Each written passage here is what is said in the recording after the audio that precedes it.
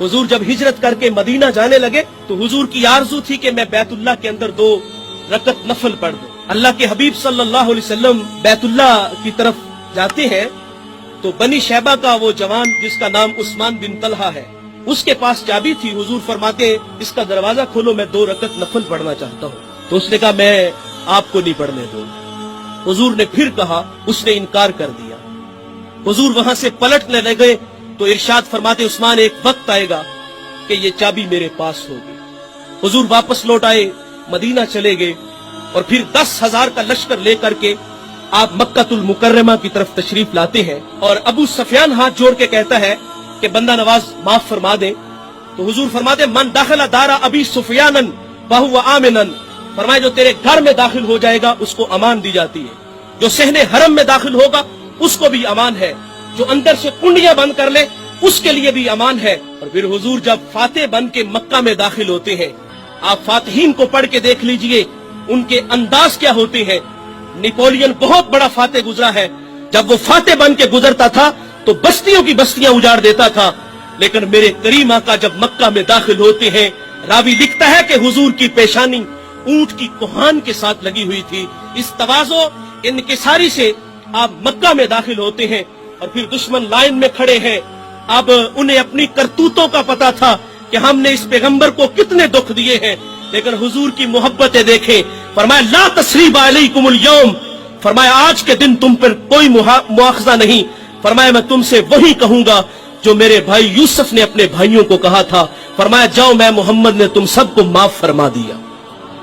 उन्हें माफी दी और फिर उस्मान सामने आए। हुजूर फरमाते लाओ मुझे चाबी दो।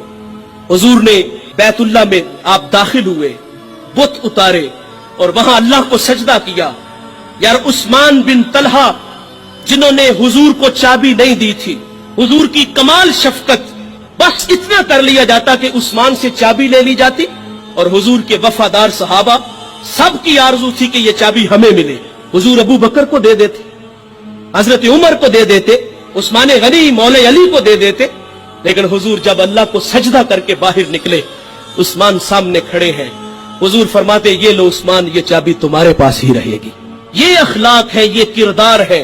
मोहब्बतें बांटो, दरगुजर करो। कितने दुख उन लोगों ने दिए, लेकिन हुजूर की मोहब्बतें क्या है, एक कूड़ा फेंकती है और जब वो नजर न आई तो हुजूर उसके घर में उसकी इयादत के लिए चले जाते हैं। एक अम्मा गठड़ी बांध के बैठी है और इसलिए कि मैं इस शहर को छोड़ के किसी दूसरे शहर में चली जाती हूँ।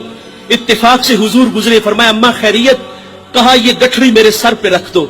हुजूर ने उठाई तो वो भारी थी, अपने ही सर पे रख ली और हुजूर उसके साथ चल रहे हैं और फरमाया अम्मा मैं तुझे मंजिल तक छोड़ाता हूँ। और उसने इधर उधर की बड़ी बातें की। कहा कहां के इरादे हैं? कहा यहाँ एक जादूगर है जो लोगों का दीन लूटता है और मैं अपने अबाओ अजदाद का दीन नहीं छोड़ना चाहती। वो हुजूर के बारे में ऐसी बातें कर रही है। हुजूर ने ऐसे नहीं किया कि वो गठड़ी उठा के नीचे जमीन पे रख दी हो या उस अम्मा के सर पे रख दी हो। उसकी सुन रहे हैं और साथ साथ कदम उठा रहे हैं, मंजिल की तरफ उसे छोड़ के आ रहे हैं। जब मंजिल पे पहुंची तो उस बुढ़िया ने कहा बेटे उससे बच के रहना, वो लोगों का दीन लूटता है और तू बड़ा ही अच्छा है, तुम्हारा नाम क्या है? तो हुजूर फरमाते अम्मा जिससे तू डर के आ रही है मेरा नाम ही तो मोहम्मद है। ये अखलाक है। हुजूर ने दरगुजर किया, लोगों को मोहब्बतें बांटी। दीन की बात फैलाना